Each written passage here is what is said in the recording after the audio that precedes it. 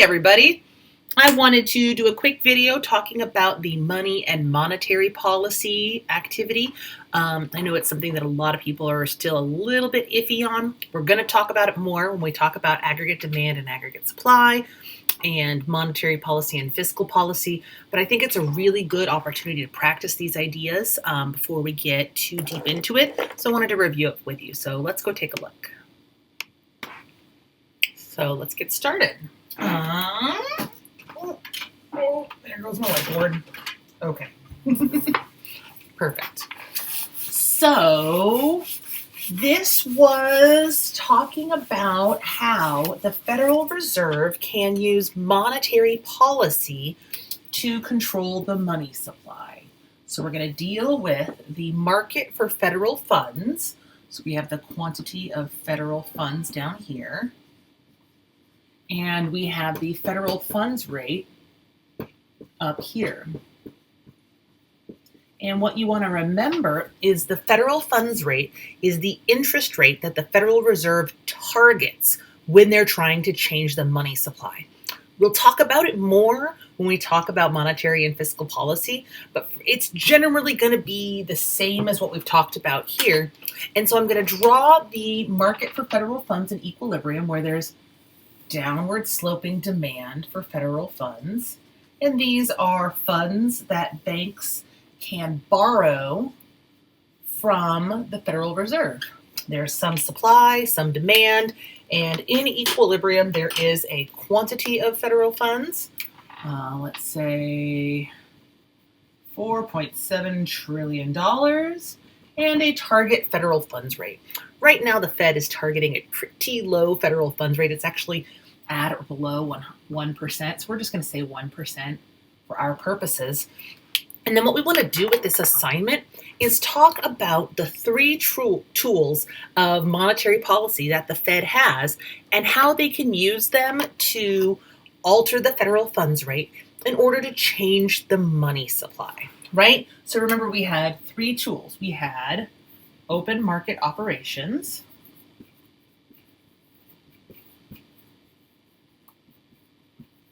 that pen's not going to live long. I don't know if you can even see that. I might need to buy new pens. Let's see. There we go. Let's try that again. Open market operations.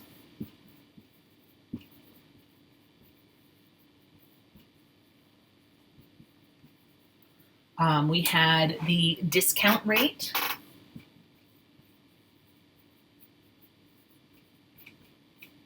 And we had the reserve requirement.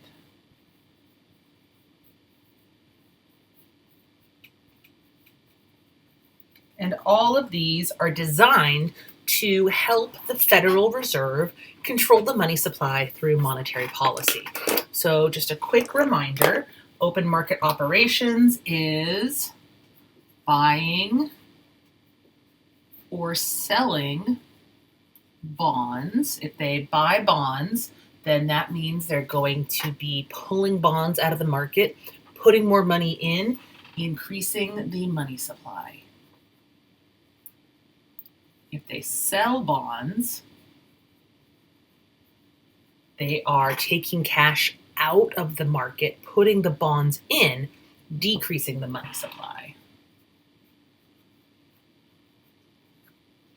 The discount rate is the interest rate that the Federal Reserve charges banks to make loans. The higher the discount rate, the less likely banks are going to be to want to take out a loan, and so they're going to hold more cash in reserve. So the Fed can raise the discount rate in an effort to decrease the money supply, or they can lower the discount rate in an effort to increase the money supply. And then the reserve requirement. Someone asked in the discussion questions to go over this one more time. So remember, the reserve requirement is connected directly to the money multiplier. So let me bring another board over here and we can talk about that specifically, because the discount rate is pretty straightforward. open market operations can be weird, but the money multiplier and the reserve requirement can also be weird. So remember we talked about the reserve requirement being the requirement that the Fed makes that banks have to hold a percentage of every dollar in reserve. So that's the rule about reserves that the banks have to follow.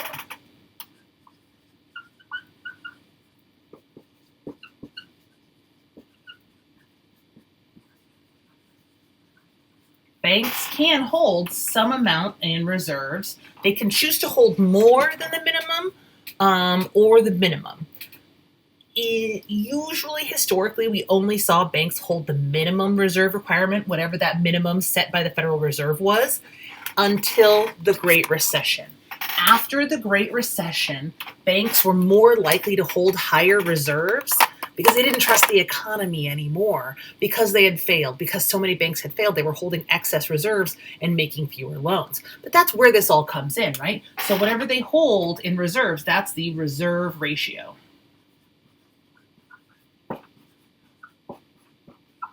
And it's not a huge thing to differentiate between these two in this class. For our purposes, we're not going to differentiate between the two a lot. If you mix them up, it's not the end of the world. But what that is it's how much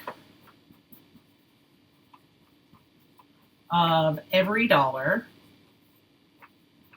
deposited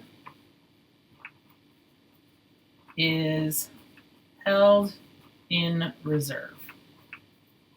And so remember when we went through and said, okay, I'm going to deposit $100 in the bank. If the reserve requirement or the reserve ratio is 10%, that means the bank has to hold $10 in reserve, but it can lend out the other $90 to you. And then you take that money and you put it in the bank also. The bank has to hold 10% in reserve, so that's going to be another 10% of $90 is $9 in reserve, and they can then loan out the other $89, right? Then whoever gets that $89 loan puts it in their checking account. The bank holds 10% of it in reserve, $8.90, and loans out the rest. And I'm going to calculate this so I don't look silly on the video. 89 minus 8.9 is $80.10 can be loaned out, which means that $80.10 gets put in someone else's bank account. And of it, $8 gets loaned out,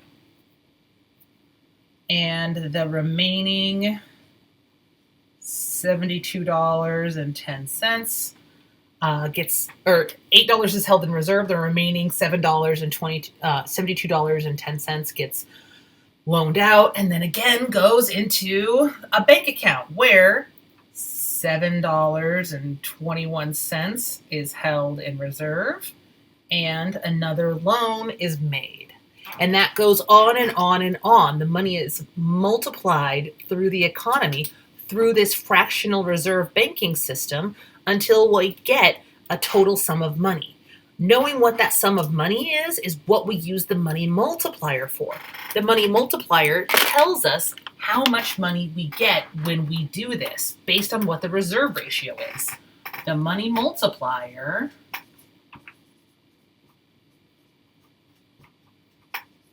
is 1 over the reserve requirement. So in this case, it's 1 over 10%. So that means that we can calculate that 1 divided by 0.1 is 0.1. Or is 10, rather. Sorry. That was classy. So if I put $100 in the bank, it's going to multiply through that fractional reserve system 10 times total. And so I can calculate, okay, given the reserve ratio of 10% and an initial deposit of $10, that $100 times 10 is going to mean that it's going to be multiplied through the economy to a total of $1,000. So putting $100 in the banking system with a reserve ratio of 10% is going to multiply through the economy and make $1,000. So that's what the money multiplier does. It tells us how much each dollar is going to multiply through the economy, through the fractional reserve banking system, given the level of reserves being held. Hopefully that makes sense. If you still have questions, let me know and we can talk about this step by step, but that's the big idea. So what that means is if the Federal Reserve increases the reserve ratio, it's going to decrease the money multiplier. So let's say now instead of 10%, we wanted to make banks hold 20%. That's going to change everything, right? So now the amount held in reserve from $100, 100 times 20% is going to be holding $20 in reserve. So that first loan is now only $80. Of that $80, 20% is held in reserve, so that's another 16. 80 minus 16 means that only $64 get loaned out again. Of that $64, now we want to again hold 20% in reserve, so that means $12.80. 64 minus $12.80 gives us a loan now of only $51.20. And you can already see this money is not moving through the economy as much. We're not going to get as much movement, as much money multiplying through. One last one we'll do. 20% times 51.2 is going to give us $10.24 in reserve, which means 51.2 minus 10.24. We're only going to have the next loan be $40.96.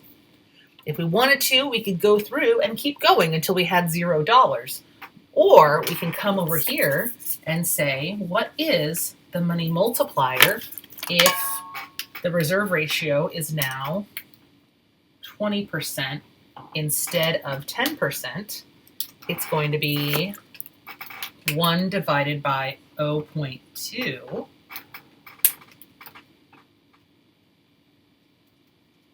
or 5. So now that same $100 deposited is only going to make 100 times 5 or $500. The fractional reserve system is only going to grow that deposit to $500 because of the higher reserve ratio. So if the Fed raises the reserve ratio, we're going to see the money multiplier go down and each dollar deposited multiply through the economy less. Does that make sense? So that means when we come back over here and look at our tools of monetary policy, if we want to, oops, wrong pen. Where's the good pen?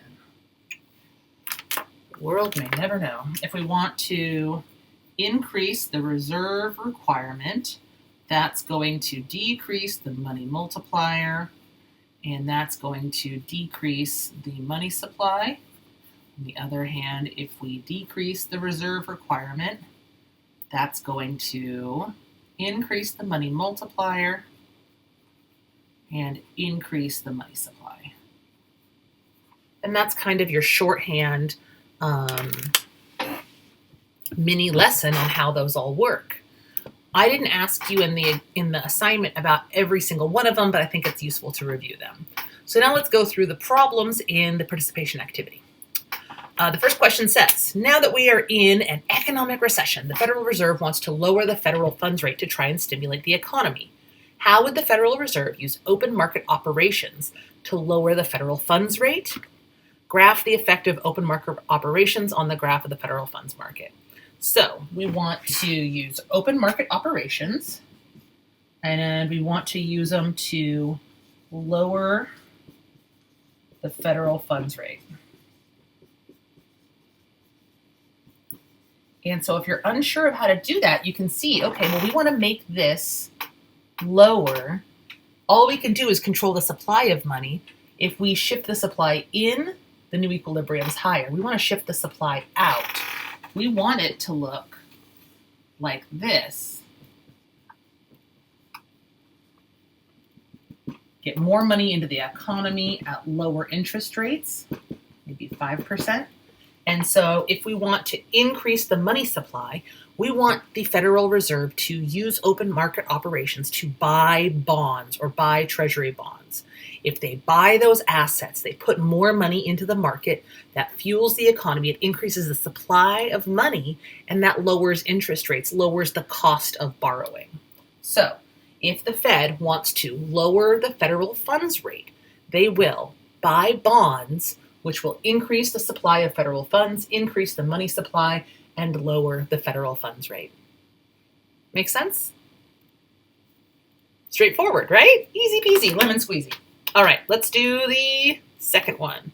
The second problem says, consider the market in a situation where the central bank wants to slow down the economy. Now, if the bank wants to slow down the economy, that means they're going to want to increase the federal funds rate. Can you see that, kinda? They want to increase the federal funds rate, which means they're going to want to shift the supply curve in. They're going to want to reduce the supply of federal funds. If the current reserve requirement is 0.05, the Federal Reserve wants to increase the federal funds rate. How do they change the reserve requirement, and how does it affect the money supply? So we want to use the federal funds rate. We want to increase it by, and we say it in here in the question, we want to change the reserve requirement. So if, let's see, where can I put this? If the reserve requirement is currently 0.05, and we want to reduce the money supply, make it smaller, reduce the money multiplier, we need to increase the reserve ratio. So maybe we're going to increase the reserve ratio to 1%. That would shift the supply of money in. Let's call this 1 because it's problem 1, and this is 2. And we can call this 0 because that's our initial condition. That would, if we raise the reserve ratio from 5% to 10%, that's going to reduce the quantity of money out in circulation. It's going to reduce the supply of federal funds, and it's going to drive that federal funds rate up, maybe now to 1.5%. It's going to reduce the quantity of federal funds available, and it's going to slow down the economy, kind of put the brakes on if we think our economy is going too bad, or going too fast. How would that affect the money supply? It would decrease it. It would decrease the money supply. So hopefully that's a nice review. Hopefully that makes sense. Let me know what questions you have. And we'll talk about this more next week when we talk about fiscal policy and monetary policy, because what we'll do is we're going to connect this to aggregate demand and aggregate supply. It's going to be so cool. Can't wait to see it. Okay. Have a great rest of the day. Take care.